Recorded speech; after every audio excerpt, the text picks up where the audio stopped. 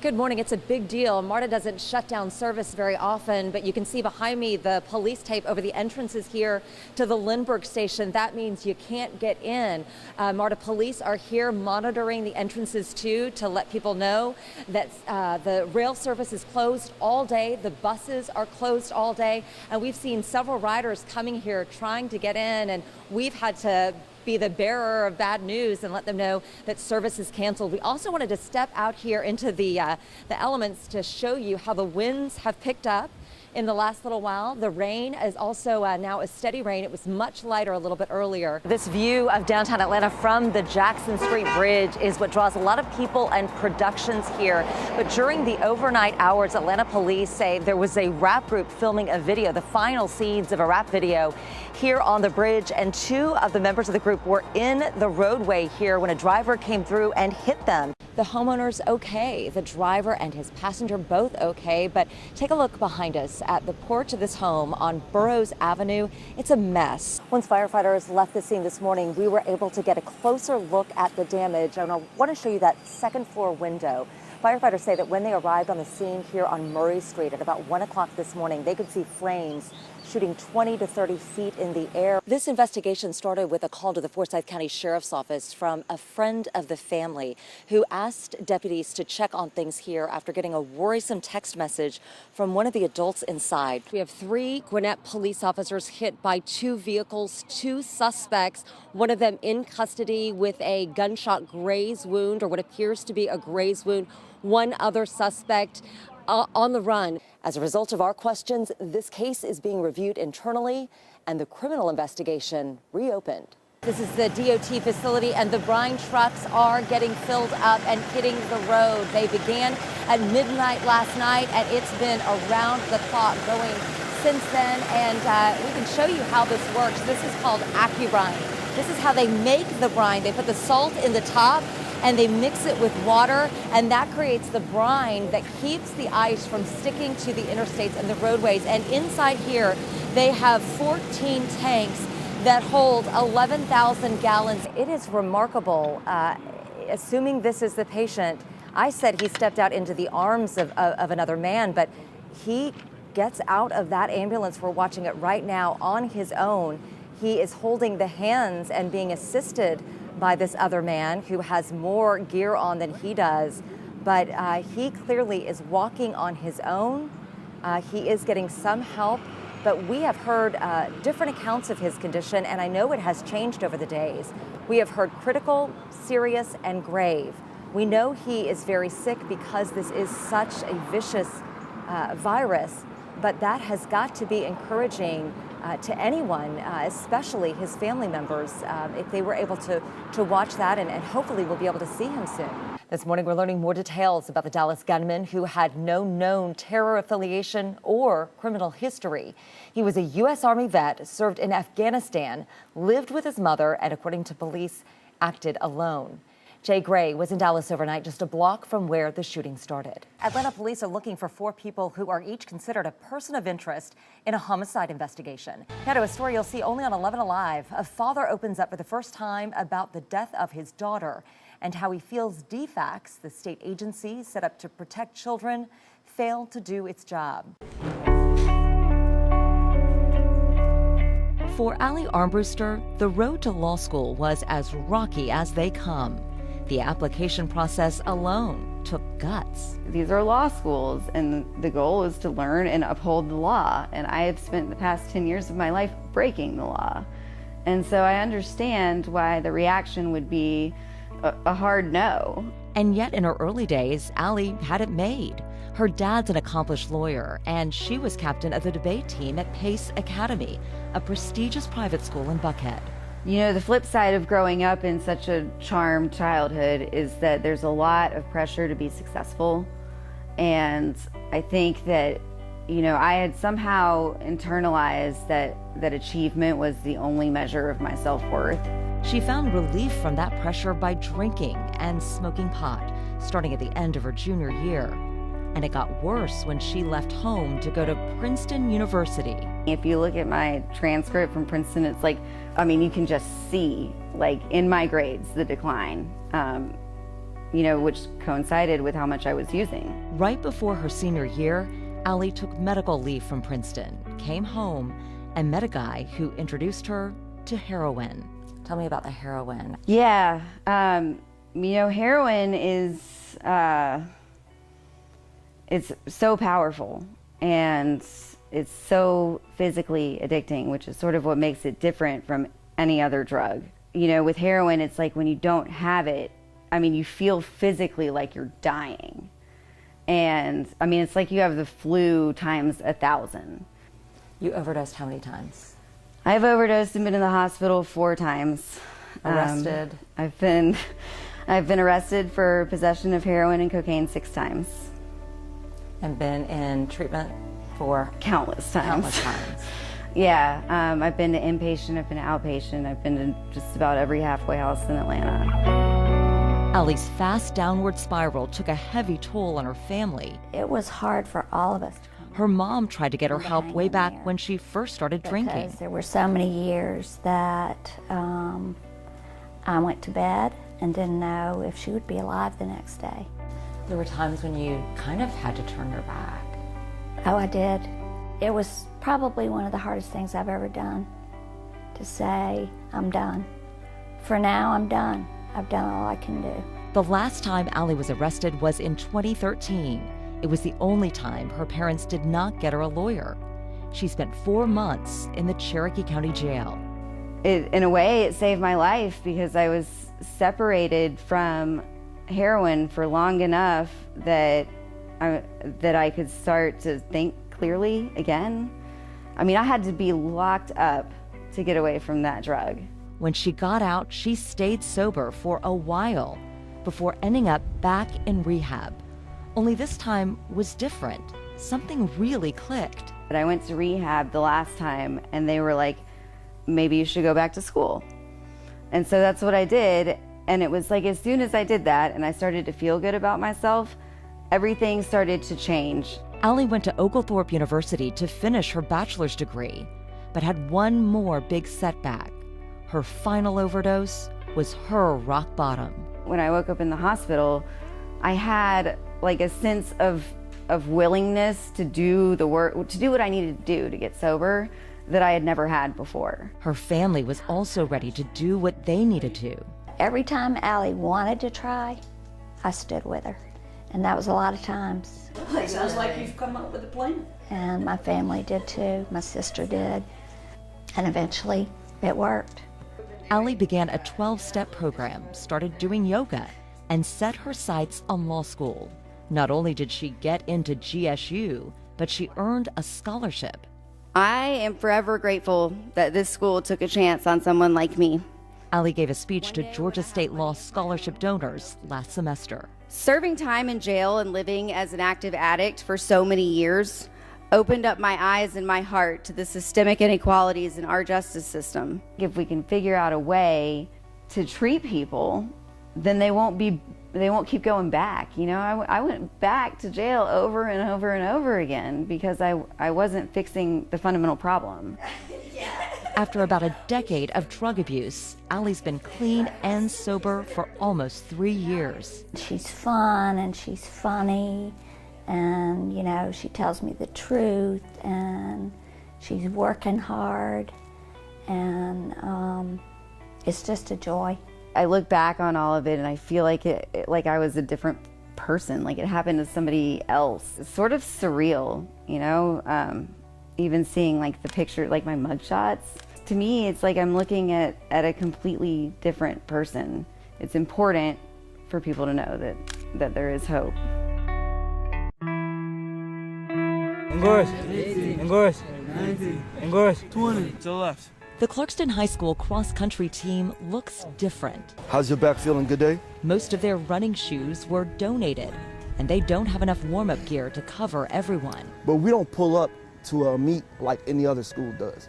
We're pieced together. The team is growing, but there's no booster club and only enough money to pay entry fees for a handful of invitational meets. I'm very proud of you guys, how you guys have been working all year, and we know it's been a struggle. Head coach Wesley Etienne says his team reflects the community around them. made up of mostly refugees. I'm from Ethiopia. I'm from Kurdistan. Somalia. Democratic Republic of Congo. Eritrea. I'm from North Sudan. We left our country because there were internal conflict back there. So it forced us to come here looking for new life. Abbas Abkar just started cross-country last year, and already he's one of 2 seniors on the team with their pick of college scholarships. Gidi Salou is the other one. I have a lot of colleges asking me to go and run, and yeah, I'm gonna be the first person to go to college from my family, and it means everything to me.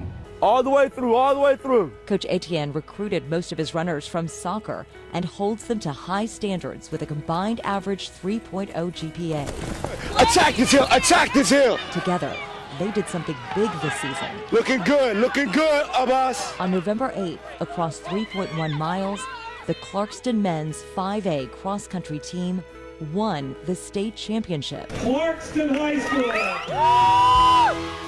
It's only the 5th state title in any team sport in the high school's 100-year history. The clock never measured what you were wearing. You know, we felt like we could compete with anyone. Winning a state championship at a school that's not marquee feels great. It still hasn't really hit me yet. The runners are now treated like royalty at school. Their pictures are everywhere. Clarkston's state victory is a win for everyone here. Jennifer Leslie, 11Alive News. Kyle Boehm is tired of the silence when it comes to suicide. It does make a lot of people uncomfortable to talk about suicide because it is stigmatized. It's something when a loved one commits suicide, it becomes sort of a family secret. But Kyle's family is different. They want to talk about it. In fact, his dad serves as chairman of the Georgia chapter of the American Foundation for Suicide Prevention. It's something that affects all of us. It's not just them. It's us. It's our family. It's our sons and daughters. It's our mothers and fathers. The Boehms have learned through experience that talking about suicide can be a lifesaver.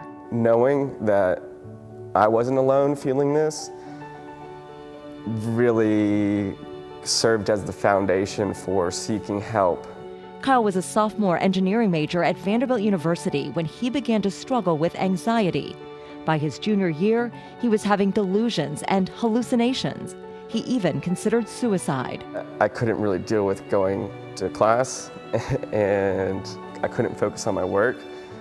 So that was kind of my external indicator that it's like I either had to just like quit, just in general, just give up, or I needed to reach out to somebody. He did reach out by sending an email to his mom. His dad still has a copy of the email he sent Kyle in return. He wrote, "First and foremost, we love you very much and are so proud to have you as our son. Second, thanks for reaching out and speaking directly about a difficult issue. Third, we're sorry that you're having a very difficult experience, and we will do everything we can and that you will allow to move to a much better experience." He ended the email with this: "You are so cherished." Looking back, that's probably one of the better things that we did, which was not to recoil, not to to be concerned, but not to sort of roll that concern back on and saying you shouldn't feel this or you shouldn't do that. Or the productive thing was just listening to what I had to say, no judgment, and just being there. Kyle took medical leave from Vanderbilt and was diagnosed with bipolar disorder. He began taking medication and spent 4 months in an outpatient program at Skyland Trail, a nonprofit mental health treatment center. He later went back to school and graduated from Mercer University. I'm doing very well. By the standard metrics, I have a really good job. I have a lot of friends. I have a lot of people who care about me very deeply. So many people may experience the pain and the hurt and the consideration of suicide, but the vast majority of people who do survive and then thrive. Connor McMahon is focused and tough. His cardio workouts are part of his preparation to play goalie for the Atlanta Fire hockey team. When I was 3, I started skating. I've just been playing it for a long time, so I'm good at it now. Hockey is his passion and his escape. Just 3 months ago, he was diagnosed with cancer for the 3rd time. Literally, I think we were sitting in these same 2 chairs and just told him, you know, I just wanted to let you know that the doctor called and, you know, your cancer's back. Connor was first diagnosed with acute lymphoblastic leukemia at the age of 3, then again when he was 12. Both times he went into remission after intensive chemotherapy. I thought that was it. The second time, well, they said that both times. They said that there was like a 0.000% chance that it would come back both times, but it's back, so. And this time, at the age of 15, things are different for Connor. Chemotherapy is not the answer, since his cancer has proven resistant to it long term. Instead, he's enrolled in a clinical study at Duke Children's Hospital. The Duke program is going to have 18 patients, and Connor is number 11 of those 18. He's already been to Duke to start what's called CAR T-cell therapy. In July, he spent hours on a machine that extracted more than 1 billion T cells from his blood so they can be genetically modified. Doctors inject them with the HIV virus, which is also modified so it cannot cause the disease anymore. They put those T cells back in, and what they do is each cell goes in and can destroy up to 1,000 cancer cells. Early and very small studies of this groundbreaking therapy show an initial success rate of 93%. It is risky, but also incredibly promising. The goal is that if this is successful, and we believe it will be, that this will replace traditional chemotherapy for this type of cancer. CAR T-cell therapy enhances the patient's own immune system to kill tumor cells, putting this tough, focused defenseman on the attack against an all too familiar foe. We believe that within a 60-day period, he's going to be cancer-free. Connor is set to return to Duke next week for the second critical part of this therapy that involves putting those modified T cells into his bloodstream. His family will continue to document his cancer fight through their Facebook page called Connor's Hope. Jennifer Leslie, 11Alive News. Connor McMahon's hockey teammates gave him a warm welcome home from the hospital. You're a warrior, man. Just days before this, doctors told Connor he is finally cancer-free. It's just hard to believe that this whole thing is over. Connor's dad used Facebook Live to help document a medical miracle. The 15-year-old went to Duke Children's Hospital to take part in a national clinical trial of CAR T-cell therapy, which used a disabled form of HIV to modify his immune system and attack cancer cells. Doctors warned Connor and his family that the procedure would take a toll on his body. There were some incredibly difficult days while we were there, and when you think you're going to lose your son, it's a pretty powerful moment. Connor's temperature shot up to 107 degrees for several days, and then the fever broke, so the healing could begin. I don't really remember much of it. Feeling great, doing good. It's good to be home. When Connor had acute lymphoblastic leukemia twice before, at the age of 3 and 12, he went into remission after intensive chemotherapy. But his third diagnosis proved his cancer was resistant to the treatment long term. That's why there was so much riding on T-cell therapy. And eventually his body will just start to make all the healthy cells again, and this becomes a thing of the past. And hopefully this can become the cure for the future. This was Connor's first time back on the ice since returning from Duke, ready to pursue his passion and put cancer behind him. Jennifer Leslie, 11Alive News.